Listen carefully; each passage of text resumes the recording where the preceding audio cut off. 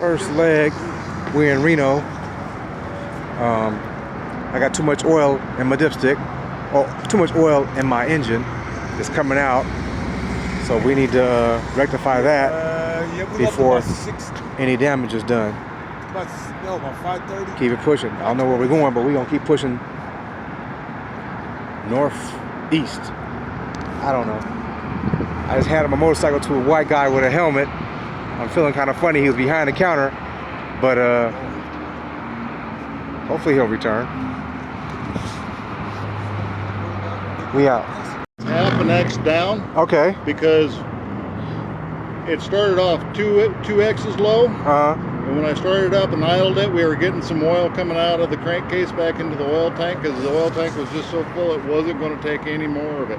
So I started up, let it idle.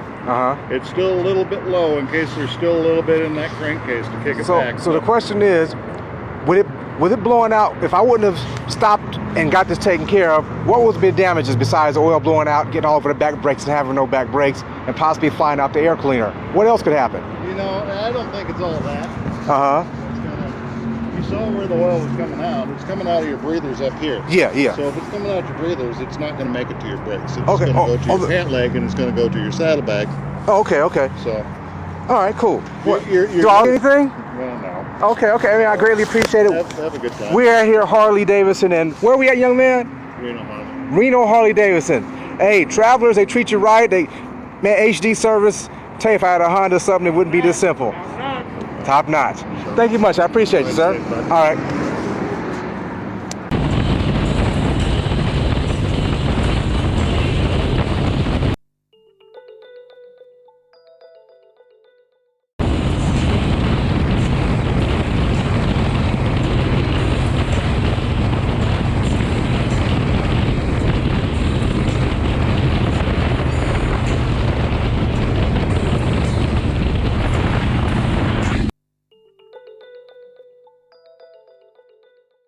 This is how it look when you're on the ground.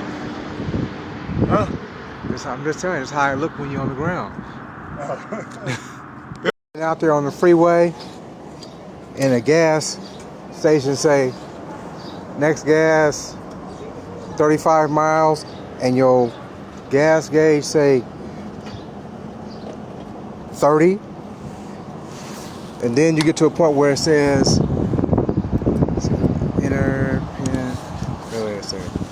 low range, and you barely make it, because the key to make it, if you playing it that close, which we ain't gonna do no more, break your RPMs down to about 2,000. That's about 55 miles per hour, and you might survive it. It went to what said low range, and so we had to saw that light come up, low field detected. Yeah. Okay, mission averted. All right, that's why all the tape's here. See all that stuff right there? The tape is gonna catch it besides the bike. That's why there's blue all over the front, in case somebody wanted to ask. It's hot. This motherfucker. Jack, is it hot? It's hot as hell. Hot as there's grease. Yeah. My bike is hot. They almost stole Shaq's glove, you know, about to call the sheriff on us. I don't know what the hell.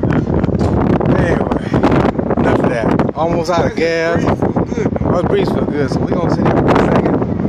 We're going to go that way. I don't know. We're going that way. That's north. North. That's north now. Okay, we're going north. Yeah, that's it. North. All right. Hey, like I always say in some of my statements, this could be you, but you weren't here. That's all I got to say about this.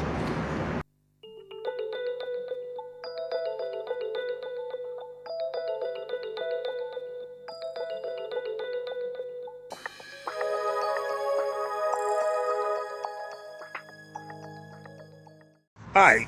Man, I got a phone call, and I guess it's peer pressure because they was telling That's me what it is, peer pressure. Look at They it. was like, Rob, untape this. Look what he doing. They said untape it. Why did you put the tape on in the first place, Rob? I put the tape on it because I was reminiscing of my prior my 3 prior candy paint jobs on my other Is that a motorcycle. candy paint job? This one is not a Okay. candy paint job. So why again did you put it on there? Because I was trying to preserve my sexiness because I didn't want a chipped up bike.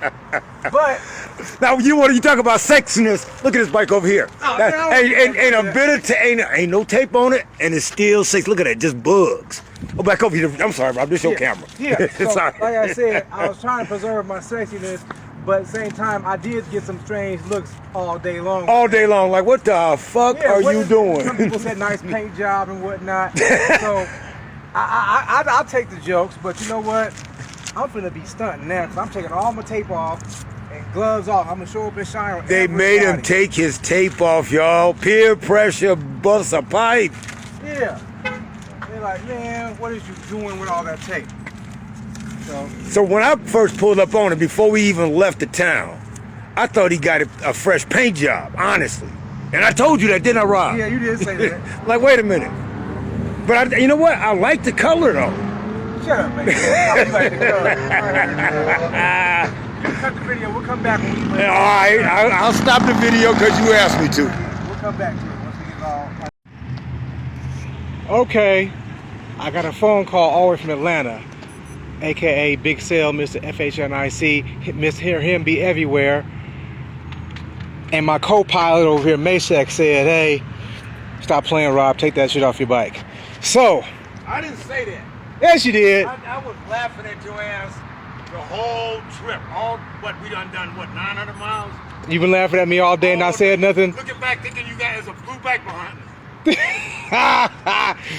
Alright, so we ate this dinner. Let's get some more miles in. Let's do that. Alright, we out.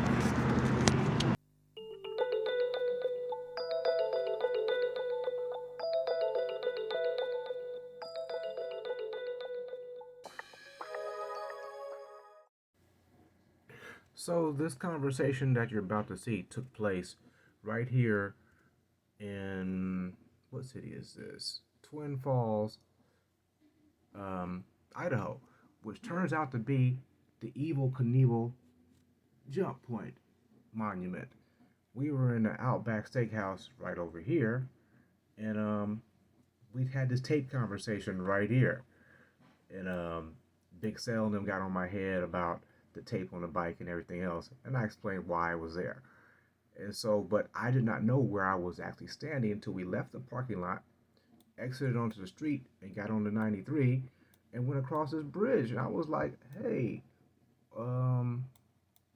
what the hell was going on here? And I was just like, as I went across the bridge, I could not stop. And so let me show you what I saw. And it was breathtaking, y'all. Bam, this is the view. Right there. A straight drop off. And I didn't know I was standing at Outback Steakhouse right at the edge of the drop off. I was like, wow. And I could not stop on the motorcycle because Shaq, as you see, he's always taking the lead of things. And so he was too far ahead of me. And so I was just like, man, awesome sight. So I just want to let you guys see what I see, or what I saw, because I didn't have time to turn on the GoPro because it happened so fast. But yeah, Snake River Canyon, it was a straight drop off. And so came from this direction down here. See X out this picture. Yeah. And so it turns out to be Evel Knievel's jump monument spot. And so, where he did the jump with the rocket that didn't quite make it, but hey, he tried. Just letting you see what I see.